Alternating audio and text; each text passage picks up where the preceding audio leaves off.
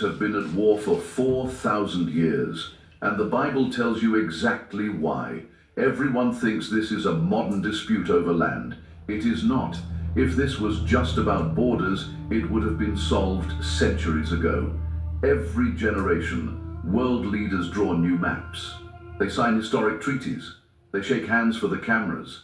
And every single time, it ends in fire. Why does every ceasefire collapse?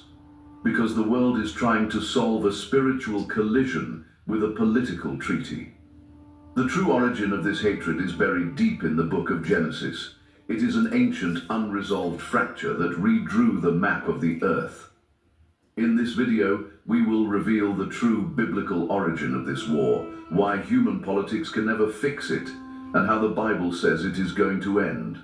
To understand why Jews and Arabs are at war, you have to go back to the moment the fuse was lit. And the fuse was not a weapon, it was a promise. Around 2100 BC, in the ancient city of Ur, in modern-day southern Iraq, God made a covenant with a man named Abram. The terms were extraordinary. God promised him a land, the land of Canaan, stretching from the river of Egypt to the great river Euphrates.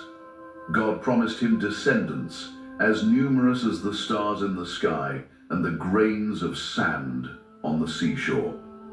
And God promised him a legacy that through his offspring, every nation on earth would be blessed. Genesis 12, 15, and 17 record the terms of this covenant in detail. The ceremony that sealed the covenant was unlike anything in ordinary human contracts. In Genesis 15, God instructed Abraham to take a heifer, a goat, a ram, a dove, and a young pigeon, cut the larger animals in half, and arrange the halves opposite each other. In the ancient Near East, this was a standard covenant ritual. Both parties would walk between the animal pieces, essentially saying, "May I become like these animals if I break this oath." But when the moment came, Abraham fell into a deep sleep.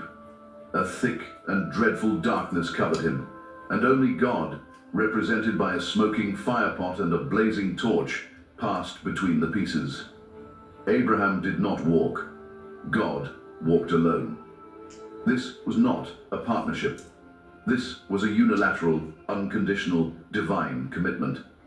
God was staking his own name on the promise. There was only one problem. Abraham had no son.